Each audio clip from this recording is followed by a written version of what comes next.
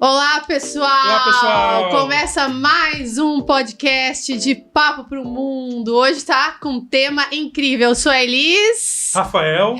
E vamos lá, que hoje começa. Gente, hoje nós vamos falar de um negócio que vocês vão ficar intrigados. Sobre narcisismo.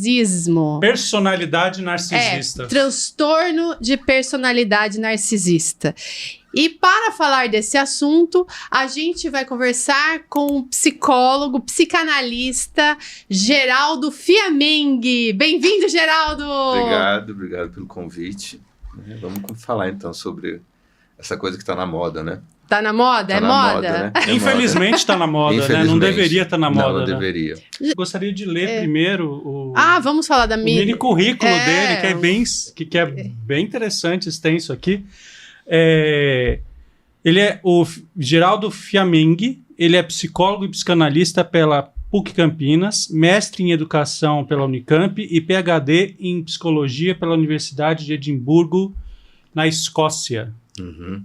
Professor Geraldo, vamos lá, professor Geraldo. Hoje, na internet, em todos os lugares, as pessoas estão falando muito desse transtorno de personalidade. Uhum. E tá muito em alta, e a gente quer saber por quê. Por que isso se fala tanto hoje em dia? Eu acho que existem algumas coisas aí, primeiro, né? Eu acho que nos últimos 20 anos houve uma mudança na questão da avaliação psicológica e no psicodiagnóstico, né? Então a gente deixou de pensar no psiquismo para pensar em comportamento. E não é a mesma coisa. Quando a gente fala de comportamento, a gente está falando de sintoma. Quando a gente fala de psiquismo, a gente está falando do que está por trás do sintoma, né? E, veja, dentro da psicanálise, narcisismo é uma coisa necessária e natural, né? A gente, nos primeiros meses de vida, a gente precisa de uma estrutura narcísica para poder sobreviver, né? Quando a gente pensa no narcisismo como uma capacidade de gostar-se, de procurar coisas para o próprio benefício, né? Do ponto de vista da sobrevivência. À medida que a gente vai se desenvolvendo, essas coisas vão mudando, e eu acho que hoje, você perguntou por que isso está acontecendo tão frequentemente, é porque a gente vive uma sociedade narcisista, né? Então, se você pensar o que significa narcisismo, é complicadíssimo falar de sintoma, porque as pessoas vão lá e olham o primeiro sintoma e falam, eu sou isso, né? E diagnóstico não é feito com um sintoma, né?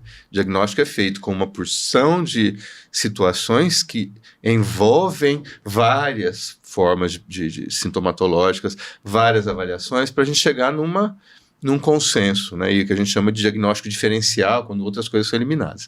Então, eu posso mencionar uma porção de sintomas que identificariam o narcisismo, mas cada um deles separadamente não identifica que a pessoa tem uma personalidade narcisista. Então, quando a pessoa acha aquela coisa mais importante na vida, depois Adão e Eva, né? Uhum.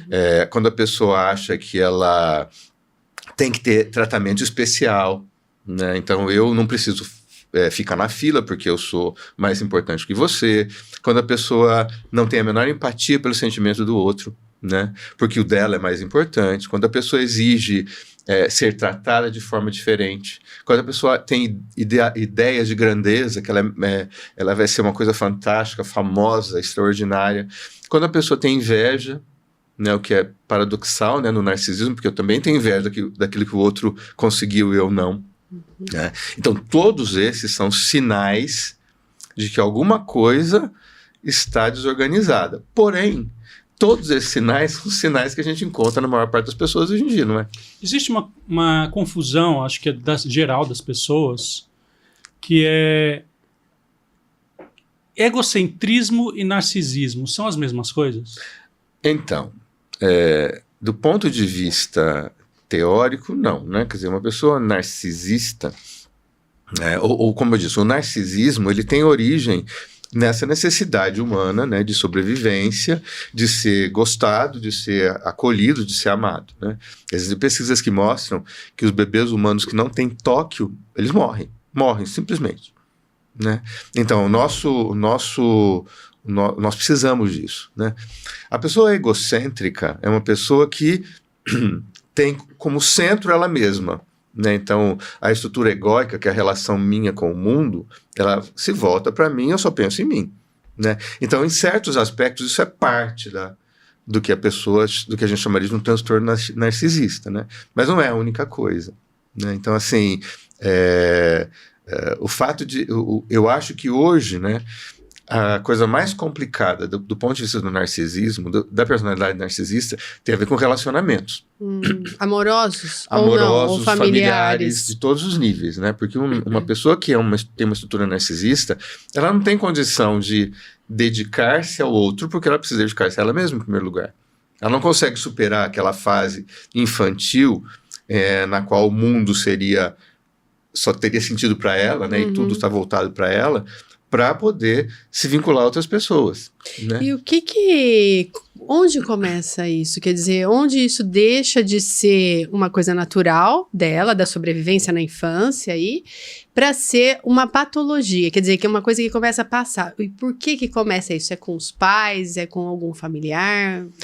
Então, né, quando a gente fala de gente, né, é difícil falar de uma coisa só. Então, existem, obviamente, tem vários casos, né? Se você viver numa estrutura em que em que você seja considerado a coisa mais importante do mundo também. Então, assim, os pais hoje têm uma dificuldade extraordinária de colocar limites para filhos, né?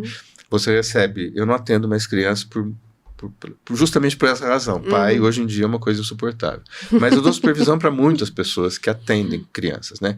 E a gente vê hoje, por exemplo, coisas básicas, né? Desmame. Ninguém desmama filho. Tem gente com um filho de 8 anos mamando no peito. No peito. Entendeu?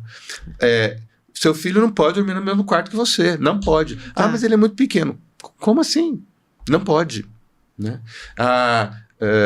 Você dá banho no seu filho de 11 anos. Né? Seu filho não pode sair sozinho na esquina, não pode brincar com... Né? Então, isso significa que você começa a criar uma estrutura na qual a criança sente que ela está absurdamente protegida e que ela é única, né? Então, a criança começa a ter problema na escola porque ela não aceita regras, não aceita limites, né? Não tem regra, não tem limite em casa. Ele pode ficar lá com o celular até não sei que horas, no tablet, não sei, né? Não dorme, não faz lição, mas aí se a professora vai reclamar, a professora está perseguindo meu filho, é processado, porque onde já se viu, né, fazer esse tipo de coisa. Hoje os professores estão sofrendo muito. Estão sofrendo muito, né? Estão sofrendo muito. E não é só com criança, não. Com adolescente, com adulto, né? Na faculdade também. Em geral, a gente vai encontrar umas manifestações mais claras disso, próximo da adolescência, né? Quando aquele adolescente que seria, né, teria uma coisa um pouco mais... de fantasia, começa a ter essas ideias e algumas vezes, ou muitas vezes, ele é incentivado pelos próprios estudo familiar, né? Então, por exemplo, você como pai tem uma frustração lá que você não conseguiu jogar tênis, né?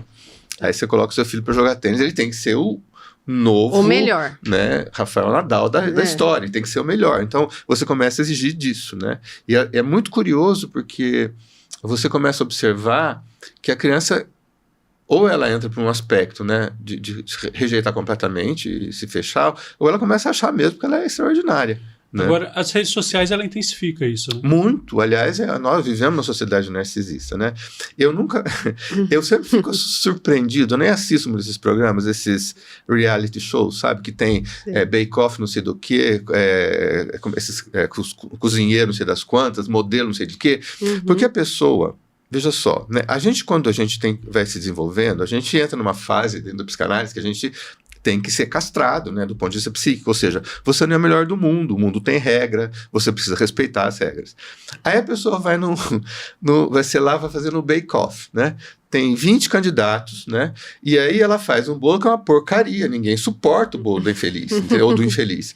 E aí ele é excluído do programa. Sim. Ele sai falando assim, mas eu estou muito feliz de ter chegado até aqui. Viu? Ninguém gostou do seu bolo, meu caro. Presta atenção, entendeu? Você tinha que perceber, você tinha que ter uma autocrítica e falar, bom, eu preciso melhorar, né? Não preciso melhorar. Ou então, o juiz não gostou do vestido que eu fiz. É porque é uma estética diferente da minha. Viu? Não é, né? Porque se uma pessoa está falando para você que não está legal, você pode até começar a achar ruim. Mas se 100 falam para você, presta atenção, né? Tem alguma coisa errada com você. Mas o que acontece no narcisismo também, né? Que é uma coisa que as redes sociais incentivam. O que a gente chama na psicanálise de projeção. né? Ou seja, eu coloco em você aquilo que é meu. Então é você que é incompetente, é você que não sabe o que está fazendo, é você que não valoriza aquilo que eu sou. Né? Não sou eu que sou incompetente, que preciso aprender mais, preciso melhorar. A culpa é do né? mundo, né? A culpa é do mundo, a culpa é do dos outro. Isso é outros, típico de uma nunca pessoa do narcisista. Né? É típica de uma Talvez pessoa. seja isso, por isso que tem tanta troca de farpas na internet hoje em dia. Claro que questões políticas à parte, mas eu tô falando a questão humana. Sim, mesmo. sim. Eu até algumas semanas atrás eu não tinha redes sociais. Eu nunca chamo de redes sociais, para mim são redes antissociais, né? Porque social significa isso, a gente está conversando. Agora, essa coisa de virtual, não. E aí eu fiz, porque todo mundo me exigia fazer, porque você precisa fazer, eu fiz. E eu fico chocado com aquilo, entendeu? Eu nunca vi tantos especialistas em tantas coisas que não são especialistas em coisa nenhuma, sabe? Especialistas em redes pois sociais. Pois é, você veja. Eu fico impressionado, E né? eles são absurdamente, né? Crescem absurdamente, Crescem, com um monte de curtida e tal, e não sabem nem o que tá falando. Não sabe o que tá falando. Então, assim, tem especialistas em tudo e é assustador, porque a pessoa acredita mesmo, ela se esquece, porque eu acho que estas pessoas deveriam perceber que elas são um personagem. Elas não são aquilo, né? Mas é típico de uma visão narcisista do mundo começar a se identificar com o personagem, né? E eu sou aquilo. Então, a gente pode dizer que a questão da personalidade narcisista na internet ficou pandêmica. Eu acho que é uma coisa terrível, né? E o pior, né, é que eu não sei se tem cura, não tem vacina para isso, sabe? Porque quanto mais... esses dias uma pessoa estava me dizendo, mesmo que existam haters, né? Aquilo também é bom para as redes, né? Então você ganha... Então é uma coisa que não tem alimenta, né? É uma coisa que vai se alimentando e as pessoas vão achando que aquilo é a coisa mais importante, que elas são as coisas mais importantes do mundo, né? E assim, sempre voltado, o que é uma coisa típica do narcisista, para a imagem, né? Para o externo. Né? Então, como eu disse, né, ele é o centro do mundo, assim, na cabeça dele ele é o melhor, mais importante, e mais bonito, e tem que melhorar sempre, tem que estar sempre e aí entra exposto, também, né? Essa pessoa, ela se modificar, assim, esteticamente falando, vai lá, bota a boca, bota não sei o que, faz não sei o que, não aceita envelhecer, isso tudo tá dentro do narcisismo. Também porque se você pensar, é natural, né? A vida tem uma... Eu não estou falando que você não deve se cuidar. Sim, obviamente você tem que se cuidar. Né? Mas eu acho que quando você pensa que você está vivendo pela imagem, né? Então aquilo que o outro vê vai ser significativo. Né? Então eu vou achar que eu sou melhor porque o outro está dizendo para mim que eu sou e vai inflar essa minha estrutura de ego, né? Que vai fazer com que eu acredite e comece a achar isso mesmo. Existe uma maneira da pessoa filtrar isso? Uma boa terapia resolve, entendeu? Uma boa análise, e assim, você se olhar no espelho e ver quem você é de fato, né? Às vezes eu falo para um paciente meu, viu? Você já se olhou no espelho? Você prestou atenção? Quem tá lá na frente? Eu acho difícil, mas pouca gente pergunta pro outro como é que você me vê? Por exemplo, o próprio terapeuta, né? Você chega, como que você vê? Ou as pessoas ao redor, como é que você me vê? Isso é um bom exercício para a pessoa saber se ela tá indo para um caminho ou por outro. Tipo, porque aí a pessoa perguntando com essa sinceridade, aí o outro pode dizer assim, olha, eu gosto de você, mas tem, sei lá, esse detalhe que não... E aí, quem sabe, aí cai a ficha.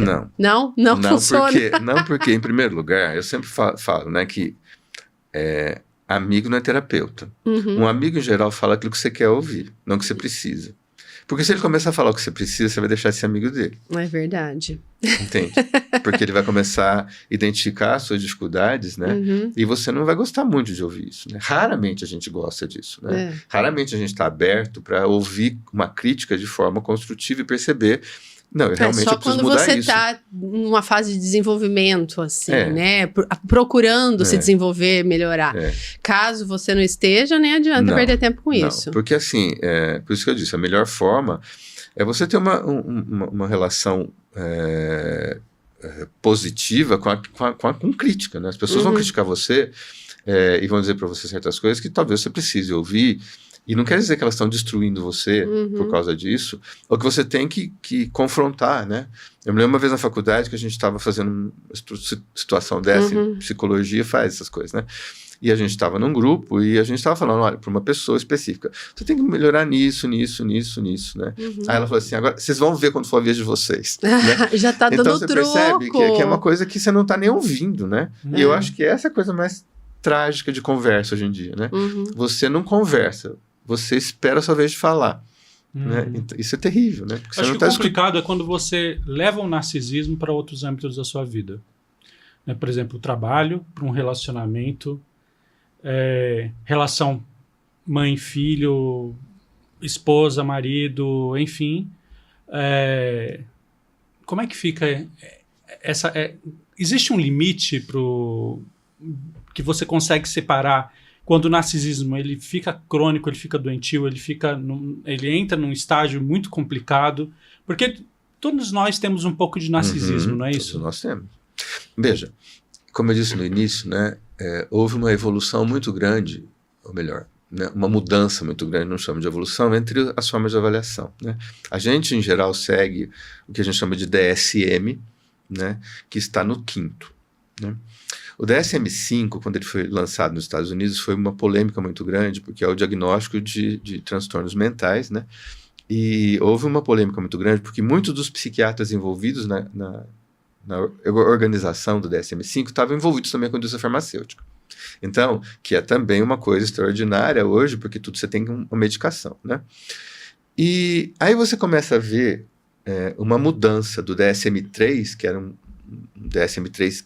Se você puder explicar o que é o DSM? DSM significa o Manual Diagnóstico de Transtornos Mentais. E essas diferenças de números? Então, eles foram modificando. O primeiro, segundo, terceiro, quarto e quinto. São versões. Até o DSM-3, você tinha uma visão extraordinariamente psíquica de transtornos mentais. A gente nem chamava de transtorno, porque isso também é uma tradução do inglês, né?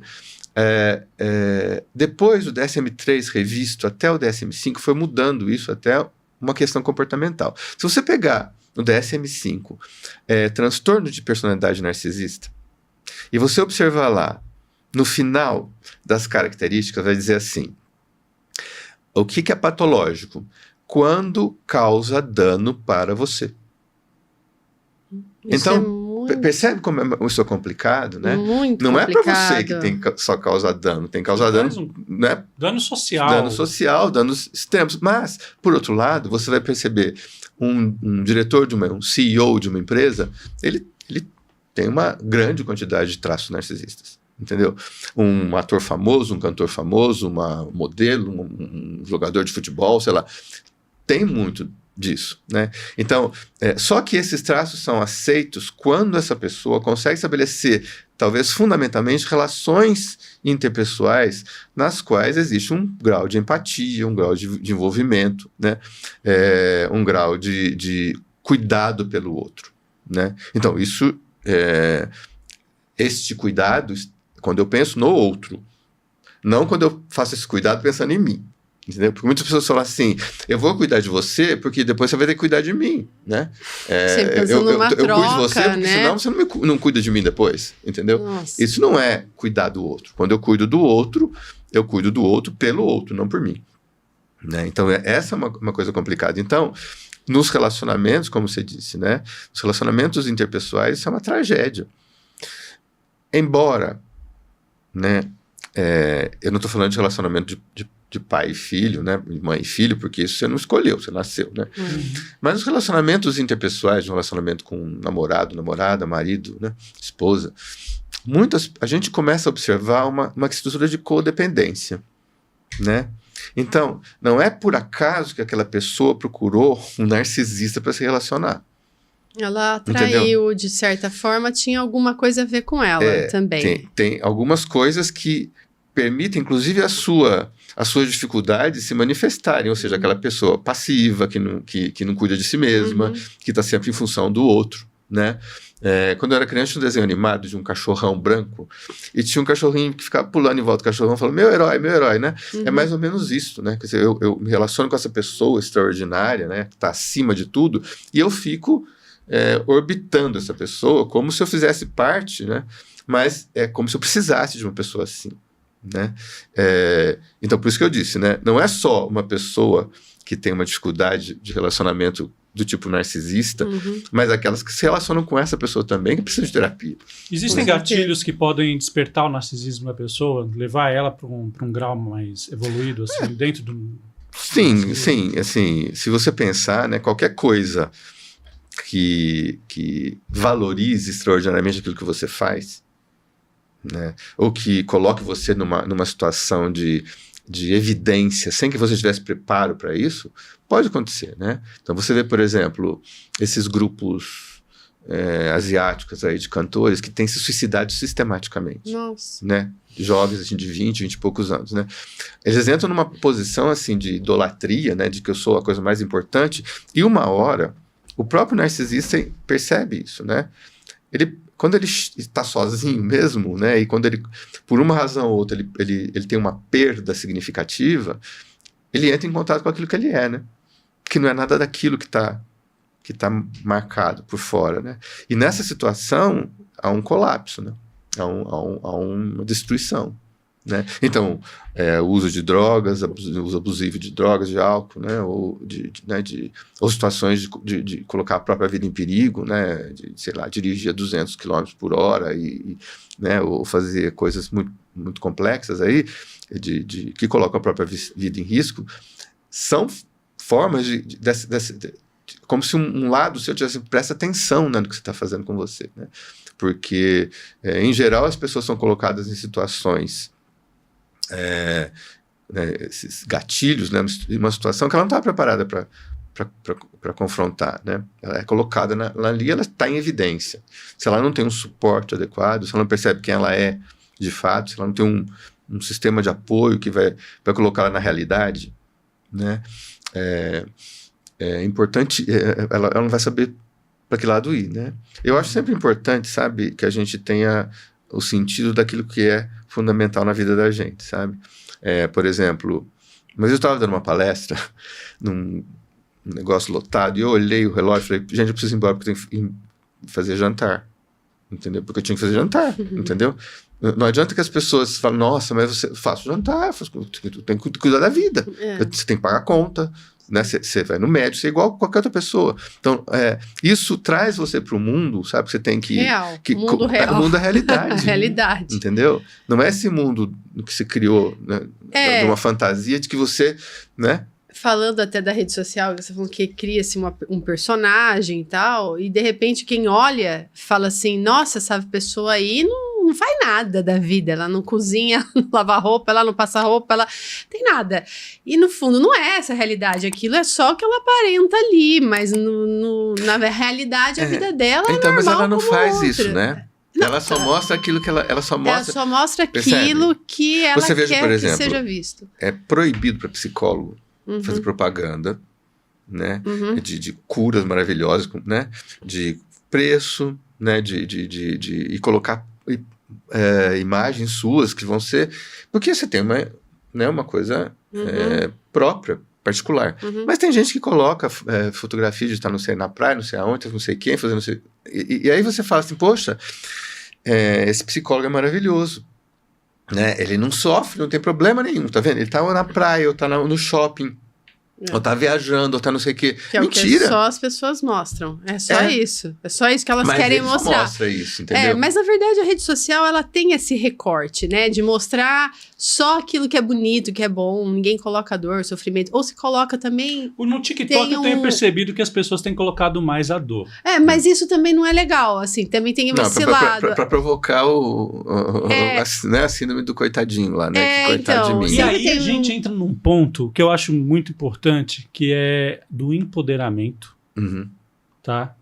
Que a rede social traz para as pessoas e a relação disso com a questão de autoestima e baixa estima. Essa autoestima, essa busca pela autoestima, através de você buscar um elogio, um like nas redes sociais, até que ponto isso daí entra na questão, esbarra na questão da personalidade narcisista? Então, autoconceito, autoestima, autoimagem são uns conceitos bem complicados para a gente avaliar, para a gente explicar, né? Então, porque eles parece que se misturam, né? Mas eles têm, a gente sabe que eles são diferentes, né? Então, por exemplo, quando você fala da minha autoimagem, a minha autoimagem é aquilo que eu vejo de mim. Quando eu olho no espelho, eu vejo aquela pessoa, né? Que pode ser completamente distorcida. Né? Você encontra, por exemplo, pessoas com anorexia que se enxergam gordas, elas estão pesando 40 quilos e se veem com 200. Né? Então, existe uma distorção da imagem. Né? A autoimagem, ela é vinculada à autoestima, ou seja, como eu me avalio, como que eu gosto de mim. Né? O que eu... que tem a ver com o meu autoconceito, como que eu me coloco na vida, como que eu me coloco na situação, o que eu sei, que eu deixo de saber. Né? O problema é que a autoestima começa a ser distorcida, né? Porque aí eu acho que eu sou muito mais do que aquilo. Eu me gosto muito mais do que eu sou. Eu me acho, eu tenho certeza absoluta de mim, que eu sou extraordinário. Né? E isso entra num aspecto narcisista, porque, de fato, né, eu preciso gostar de mim. Né? Senão não posso nem gostar do outro. Mas quando eu extrapolo isso, né, e eu sempre justifico as coisas que acontecem comigo como problemas do outro, não meus, né? Então tem alguma coisa com a minha autoestima que não está funcionando direito, entendeu? Uma pessoa narcisista tem dificuldade de pedir desculpas? Não vai pedir desculpa, imagina, o erro não foi dela. Nunca, né? Não, desculpa por você ter feito isso por mim. E ela também nunca vai, por exemplo, a mãe ou o pai narcisista, ele nunca vai reconhecer o valor desse filho. O filho nunca vai, assim, ser valorizado ou vai ser, tipo, ter o reconhecimento desses pais. Ou pai, mãe, não porque se eu reconhecer que essa pessoa tem competência suficiente, eu vou ter que assumir uma característica que acontece no narcisismo, que é a inveja.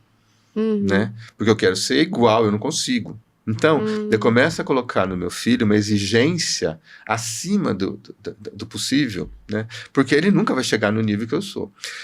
Tem um texto fantástico que se chama Cartas ao Meu Pai, do Kafka. Né? O pai do Kafka era um perverso, né? Um narcisista perverso. Né? Ele levava o Kafka a gente entende o Kafka, né? Ele levava o Kafka numa sauna e se colocava na frente do Kafka e dizia: olha, o Kafka é pequeno, olha o seu corpo, olha o meu, olha como o meu é muito melhor do que o seu. Nossa, né? Ou seja, criança. Você destrói a imagem que o outro tem de si mesmo. Né? Então você percebe que estas questões, né, você exige excessivamente do outro, do seu filho, né, coisas que ele nem é capaz de fazer, né, de trazer, porque você, se ele for igual a você, ou se ele tiver competências parecidas, você não vai ser tão extraordinariamente acima dele, entendeu? Você pode dizer também que outra característica narcisista é aquela pessoa que te coloca para baixo. É aquele, por exemplo, num relacionamento amoroso, o homem fala: ai, você engordou 5 quilos, né? Tá na hora de emagrecer. Né? Ou a mulher, você engordou. Te coloca para baixo, tira a sua autoestima, pra se sentir superior. Sim, é lógico, porque a pessoa no relacionamento, por isso que eu disse, né? A pessoa no relacionamento, ela não consegue, ela não tem empatia pelo sofrimento do outro, pelas dificuldades do outro, né?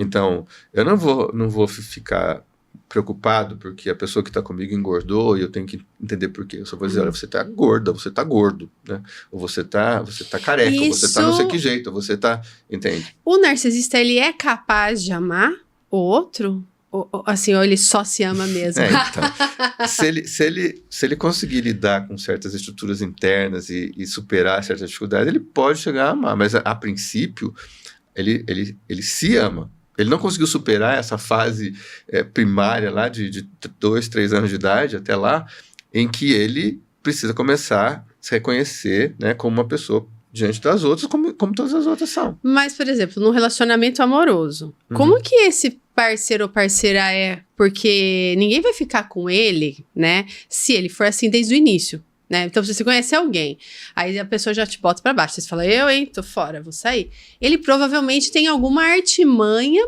de conquista ali pra manter aquela pessoa perto dele.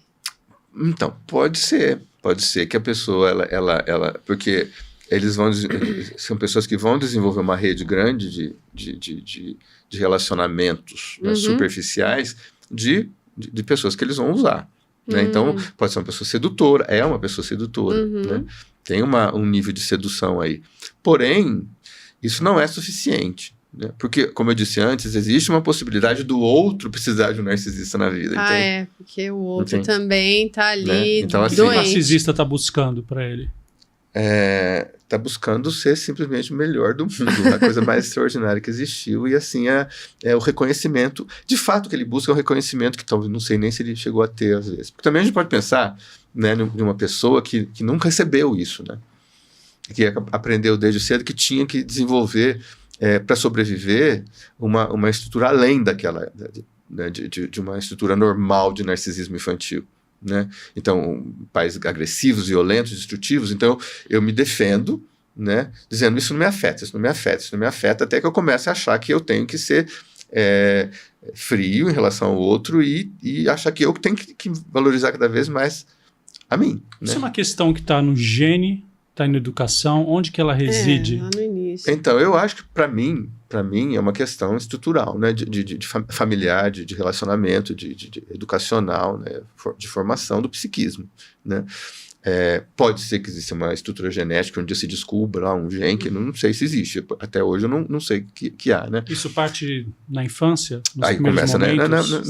na estrutura infantil, né, desde das primeiras relações familiares, das relações maternas, de fato, antes, né, o psiquismo humano nasce, né, alguns psicanalistas dizem na concepção, né? Então, assim, desde o útero você está ouvindo coisas, e você escuta coisas, e você precisa, mesmo que não seja você não tenha uma cognição para entender aquilo, você entende, né? Você entende do ponto de vista afetivo, como é que aquilo está sendo transmitido para você, né? Uma mãe que rejeita um feto, né, desde sempre, né? O feto sabe disso, nasce assim, né? Ele já sabe, já nasceu desse jeito. Então, ele nasceu numa estrutura de rejeição. Obviamente que isso pode ser modificado. Senão eu não ia ser psicóloga, geneticista, né? Não tem modificação. Mas é preciso um trabalho que o outro deve querer. Agora, como que o narcisista vai à terapia se ele acha que todo mundo ele é melhor que todo mundo? Ele não vai. Às vezes você encontra pacientes e fala assim pra você, olha, eu devo ser demais pra você, né? Acho que você nunca ouviu ninguém desse jeito. Eu fico olhando, aí você já faz assim, eu narcisista. Falo, viu, né? Filhos rejeitados podem se tornar narcisistas? Pode. É um gatilho Também, forte? Depende das circunstâncias dessa rejeição, em que você precisa comprovar para todo mundo que você é melhor de todo mundo, né? Então você acaba desenvolvendo uma posição de que você se defende. Né? E eu me defendo e ninguém vai me atingir nunca mais. Você estava falando que o CEO de uma empresa, por exemplo, tem bastante traço narcisista. E isso começa lá na infância dele também, ou quando ele entra no mercado de trabalho e dentro da situação que ele vive ali, ele é obrigado a se comportar de forma narcisista. Não, eu acho que você procura isso, né? Você não vai procurar certas profissões porque se você não tem alguma coisa que agrade. Porque uma pessoa que faz isso, e eu já tive um paciente, por exemplo, que era CEO de uma empresa enorme aí, e ele, ao perceber o sofrimento das pessoas, aí, e a matriz que era no exterior não fazia, ele pediu demissão. Ele não aguentou, ele falou, não quero, desse jeito eu não quero. Então, uma pessoa narcisista jamais ia pedir demissão, entendeu? Entendi. Ela não consegue reconhecer. Não, ela continuaria nisso daí até né? Não importa o outro, não importa o que eu ganho. Quer dizer, lucro, um cara CEO, ele não tá nem aí pro funcionário, né? Assim, não são todos, né? Não são todos, mas assim, um cara desse daí, tipo. sim. E eles costumam crescer bastante, muito, assim? Né? Muito, porque tem toda uma estrutura, né? Que não olha muito um lado mais humano, não, né? Eu posso trabalhar as 40 horas por dia. Tudo bem, né? Você não tem família. Nem tem a família, não precisa não, sabe? Eu sou assim mesmo, entendeu? O que importa é o que eu vou conseguir ascender, né? E aí você percebe. Mas não é só uma pessoa dessa. Um ator, por exemplo, que não consegue se separar da personagem, né? Um jogador de futebol, um atleta, um político. Né? Político também, né? Imagina. O político deve ter um vai mudar grau tudo, vê gente morrendo de fome na rua e fala que vai mudar, você sabe que não vai de jeito nenhum e você vai tá lá e é mentindo eleito. ali, né? O tempo todo entendeu? também. E né? você acha que o problema é seu, né? O problema é da sociedade, não é meu. Né? Eu não tenho nenhuma responsabilidade com isso. O vitimismo, ele também pode ser um gatilho. O vitimismo pode ser não um gatilho, mas assim, uma forma de narcisista. Tá vendo? Olha como é. Eu sou tão maravilhoso, entendeu? E você não tá percebendo que eu sou tão maravilhoso assim. Entende? Eu sou extraordinário, você não percebe?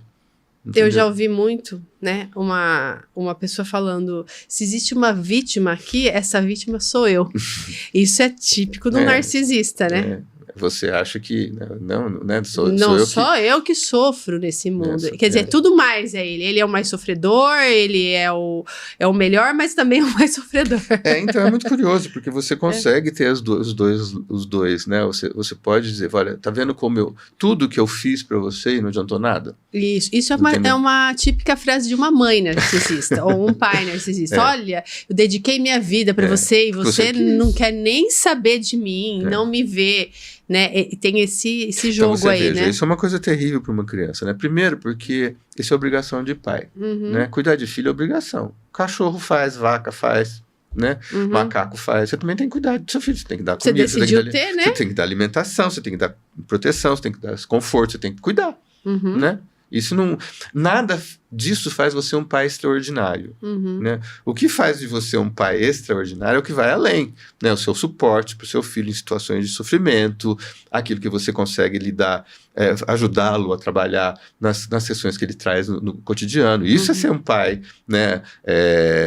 Que vai além. Agora, cuidar o básico, assim, eu investi em você. Você tem que investir mesmo no seu filho, você tem que dar educação, você tem que pagar a escola. É óbvio, faz parte. Assim, faz parte do pacote. Do que a gente chama na psicanálise de fase genital, né? Você cuidar da próxima geração. Sim. Né? Você lidar com as suas questões pré-genitais aí, né? E cuidar da próxima geração, né? Existem muitos pais que supervalorizam os filhos porque eles esperam neles, eles projetam neles que no futuro eles vão se tornar grandes pessoas.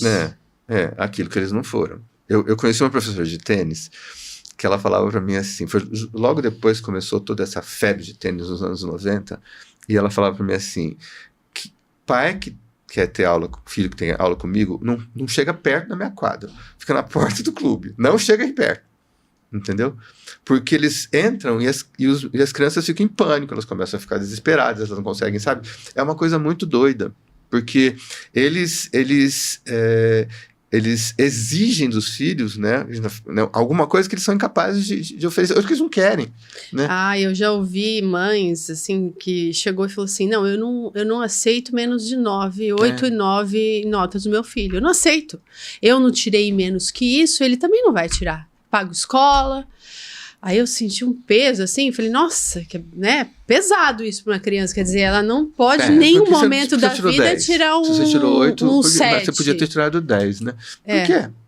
Que tem que ser assim, mesmo porque existem aptidões diferentes, né, que a criança tem, que não são as mesmas dos pais, não quer dizer isso. E tem aquela criança que também tem uma aptidão mais pro esporte do que pra matemática.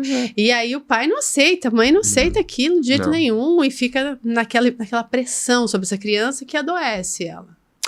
Também. Não que ela não tenha que tirar nota. Não, tem que mas tirar, assim, tem que passar de ano, enfim. Né? Mas é diferente quando você coloca uma pressão tão grande no outro que ele não consegue. Então, aí você tem duas coisas. Ou você se defende e se torna essa pessoa, né, fechada, equilibrar, né, que não tô nem um pouco preocupado com o outro e vou fazer o que eu preciso. Ou então você adoece para um outro lado, entendeu? Ficar completamente desorganizado. Né? Tá. Como que até a gente já tá indo pro final desse podcast, infelizmente, porque assim, a gente tem muitos assuntos aqui que daria pro Geraldo falar, né? Bastante. Viu? Mas como que um filho, que como você disse, talvez não decidiu, nasceu ali de um pai ou uma mãe narcisista, o que ele pode fazer para se proteger desse sofrimento? Porque pro filho é um sofrimento. Mas ao mesmo tempo é pai, é mãe, às vezes já tá idoso, e você não pode abandonar, você como filho de narcisista, né? Você tem que, de certa forma, dar um suporte. E aí, o pai e a mãe é daquele jeito difícil. Então, eu acho que tem algumas coisas diferentes aí, né? Primeiro, você não é obrigado a amar as pessoas. Cuidar não significa amar. Tá. Então, você está dizendo, por exemplo, meus pais foram pessoas horríveis que não cuidaram de mim e sobraram para mim. Né? O que eu faço? Se eu posso cuidar, eu vou cuidar. Isso não quer dizer que eu amo. E nem que eu vou, agora, depois eles estarem idosos, né? Eu vou maltratá-los por causa disso. Não, é outra coisa. Né? Eu como adulto, né, percebo que eles eram assim, né? E eu não preciso carregar na minha vida hoje aquilo, né? Eu lidei com a minha história, ela fez parte de mim, mas eu não sou presa daquela história o tempo inteiro e vou voltar lá para trás, sabe? Tá. Ah, mas por que você fez isso para mim quando eu tinha 4 anos, 3 meses e 7 dias, entendeu? Sabe? Você cresceu, embora seus pais fossem assim, você é adulto, então você tem agora a obrigação de cuidar da vida como adulto, né? Tem o discernimento, né? Eu acho por isso que a gente procura terapia, né? Não, e tem esse discernimento de que aquilo ali... Não, ele é um idoso, ele tá, sei lá, com uma demência, com um problema, então ele precisa ser cuidado, é uma doença, ele tá lá sendo cuidado, entendeu? Eu vou pegar carona na pergunta dela e vou levar para outros âmbitos. Como lidar com uma pessoa narcisista no trabalho? De repente, se ele fosse o chefe. Se for o chefe, porque isso é difícil, porque aí o cara, né, esse funcionário fica sofrendo ali esses ataques, né? Então, mas hoje existem muitas formas mais legais, né, de você lidar com isso, como assédio, né, e você gravar, você denunciar, denunciar, né? Essas pessoas, né, num grupo, elas não são muito bem aceitas, né? Veja, hoje, por incrível que possa parecer, né, a gente ainda acha que é bom isso, né? As grandes corporações, né, apesar de quererem ter lucro, porque é óbvio que é para isso que elas existem, né, elas têm incentivado muito mais comportamentos de compartilhar e de companheirismo dentro do trabalho do que de competição. Né? Porque a gente já sabe também que competição é uma bobagem, não vai funcionar. Você pode funcionar até certo ponto e depois não vai mais. Entendeu? Então, quando eu consigo desenvolver ambiente de coparticipação, de companheirismo, você vê essas grandes empresas mais modernas do gênero, né? Que tem um outro tipo de funcionamento. Então, uma pessoa que com esse tipo de personalidade, ela não é muito aceita no grupo mesmo. As pessoas não... Porque ela não consegue compartilhar, né? Ela tem que ser... então, ela vai... Tem que ser sempre o centro. Ela vai se afastar desse grupo. Ou seja, ela não vai crescer na empresa. É difícil nesse tipo de empresa. Difícil. Né? Então, ela vai ter que mudar. Então, às vezes, né, de novo, como eu sou psicólogo, né, eu acredito que as pessoas podem mudar sempre, né, em qualquer momento da vida. Então, se uma pessoa dessas procura ajuda, né, a gente não é fácil, né, porque eu vou ter que reconhecer que, por exemplo, o terapeuta que está na minha frente, ele é capaz de me ajudar. Né? Eu não sou mais do que ele, eu não sou, né, não sou aquela coisa que estou lá e ele, coitado, olha aqui, imagina se ele vai conseguir me entender, né? Eu sou demais, né? Eu preciso buscar ajuda e aceitar essa ajuda, né? E para poder trabalhar as minhas dificuldades, né? Porque no fundo, apesar de não parecer, há um sofrimento, né? Há um sofrimento muito grande, porque você está numa posição absolutamente solitária, né? Você pode achar que não, mas você está. Acaba sendo solitário mesmo. Obrigada, viu? Muito obrigado. E termina aqui mais um podcast de Papo Pro Mundo. Se você gostou, compartilha, comente, clica no sininho para dar um like. Se inscreva, faça o nosso canal crescer, porque tanta gente boa pode passar por aqui e ajudar a gente aí. E se você quiser escutar outras especialidades, outras pessoas, sugira o tema aí também, escreve. É isso aí, gente. Obrigada. Tchau. Tchau.